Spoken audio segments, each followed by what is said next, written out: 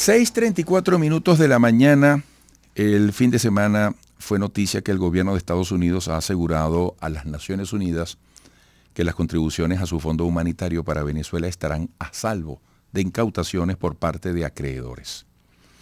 Más allá de la política y en el marco de los consensos necesarios para el país, como yo le decía inicialmente, y sobre todo de los héroes que, como mi próximo invitado, siempre han estado montados en el tema humanitario, en la resolución de las complejas situaciones que vivimos en Venezuela.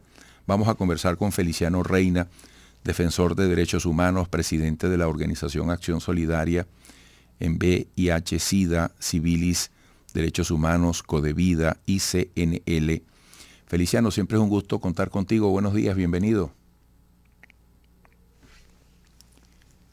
Feliciano, vamos a mejorar el audio, porque quizás él me escucha, pero no podemos escucharlo a él. Adelanto lo siguiente.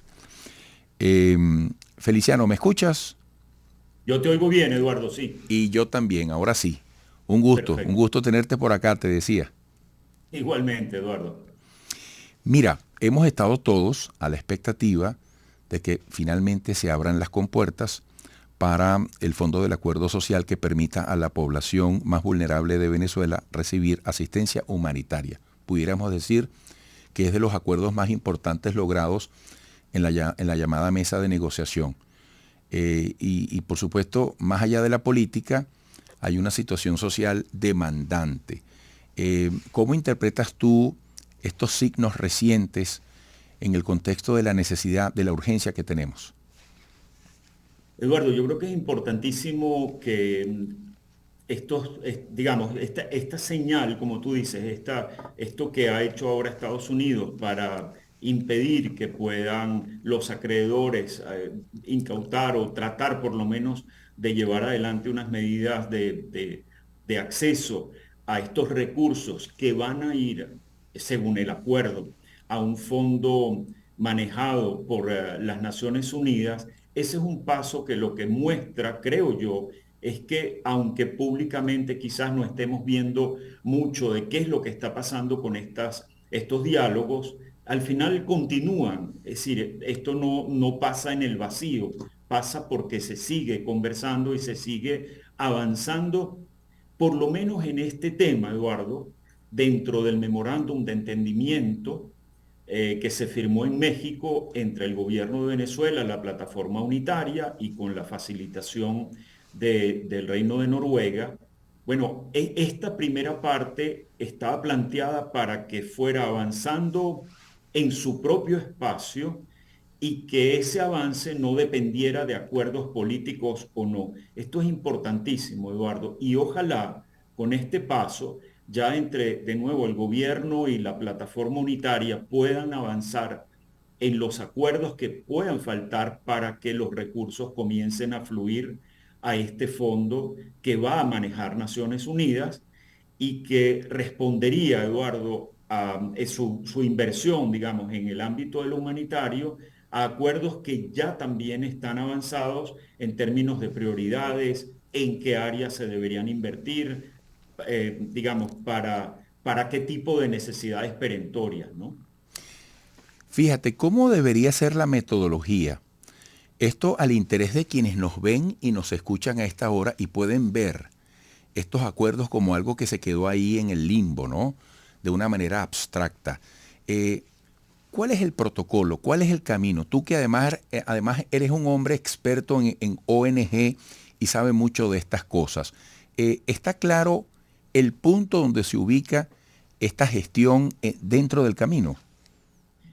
Eduardo, esto lo han venido trabajando, digamos, grupos técnicos, por supuesto, Naciones Unidas, también dentro del ámbito de los Estados Unidos, con los temas que tienen que ver con flexibilización de medidas que son las que permiten entonces que los recursos puedan fluir a ese fondo de Naciones Unidas y también, por supuesto, una vez más, gobierno y plataforma unitaria, con equipos técnicos. Pensemos que la respuesta humanitaria en el país, como esto es parte de acuerdos que ya se vienen implementando en materia humanitaria en las áreas de salud, de educación, nutrición, alimentación y ahora se ha agregado la provisión de servicio eléctrico, Bueno, en los recursos cuando entren, por supuesto, no es que a partir de allí se comienza. Ya están establecidas, Eduardo, y esto es por conversación, es decir, nosotros no formamos parte de este espacio de negociación, Ujú. pero sí damos insumos, sí hablamos de lo que nos preocupa, lo que nos parece importante, y lo venimos haciendo de hace tiempo en esos espacios de trabajo formales que venimos adelantando un conjunto muy grande de organizaciones con la Organización Panamericana de la Salud, con todo el sistema humanitario del país, Eduardo. Así que no es que los fondos llegarían y se empieza a pensar. Deberían empezar a generar respuestas, por lo menos en lo más perentorio, Eduardo. No van a llegar los 3.000 millones seguramente de una vez, que sería, vamos a decir, el objetivo, y que además puedan llegar otros. Seguramente llegarán por partes, Eduardo. Hace falta muchísimo más. La población necesita una inversión mucho mayor en estas áreas, Eduardo, para poder alcanzar a la mayor cantidad de personas en necesidad. En salud nosotros estimamos cerca de 10 millones de personas que necesitan de sus servicios de salud para poder estar bien. En alimentación y nutrición estamos hablando también de un porcentaje muy alto de la población, Eduardo. Pero este es un comienzo y hay que manejar las expectativas también con mucha responsabilidad cuando estos recursos lleguen.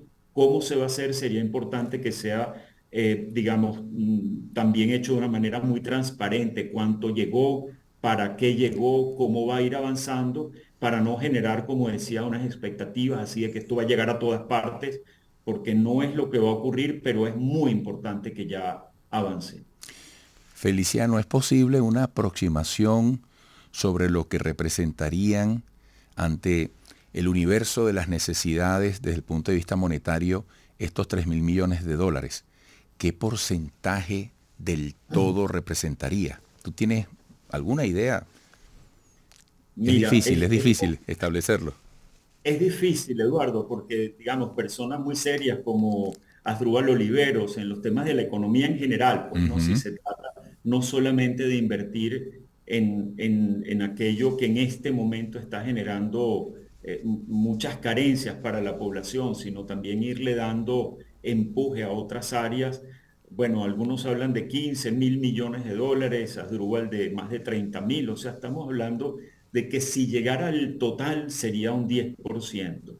Pero también, Eduardo, existe otro esfuerzo que se está haciendo por vía de este plan de respuesta humanitaria del país, que tiene sus propias solicitudes, está en alrededor de 700 millones de dólares, ha entrado apenas hasta ahora un 10% de ese recurso, de manera al final que la idea es ir sumando para dar respuestas en lo humanitario, pero sin perder de vista, Eduardo, que el país necesita también que otras áreas, que haya inversión en otras áreas, de manera que de verdad pueda haber un enrumbamiento hacia una cierta normalización de la vida cotidiana, Eduardo, que las personas no sigan sufriendo tanto a la hora de buscar tratarse, de buscar alguna intervención quirúrgica, o que haya niños que no puedan ir a clases, o maestros, maestras, porque no están bien alimentados.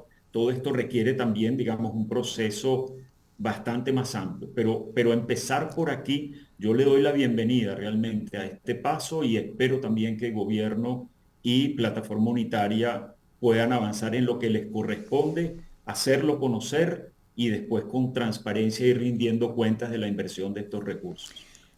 Me queda muy poco, pero acabas de decir algo de oro, como toda la importancia que tienen tus palabras.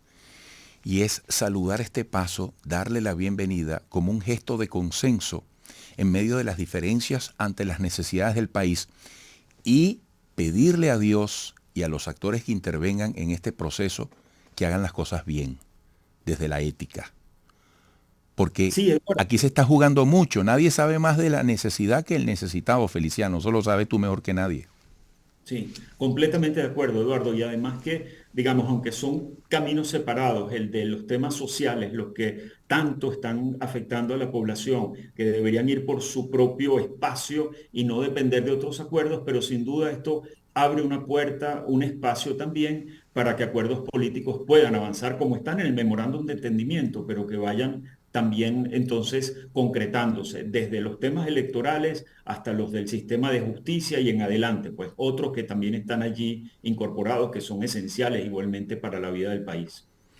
Bueno, somos constructores, a cada uno nos toca y es mucho lo que hay que construir en el país. Feliciano, siempre es estimulante escucharte y saber que contamos contigo. Un gran abrazo. Un abrazo, Eduardo, para ti y para tu público. Gracias. Feliciano Reina, defensor de derechos humanos, presidente de la organización Acción Solidaria en VIH, SIDA, Civilis, Derechos Humanos, Codevida y CNLORG. Volveremos.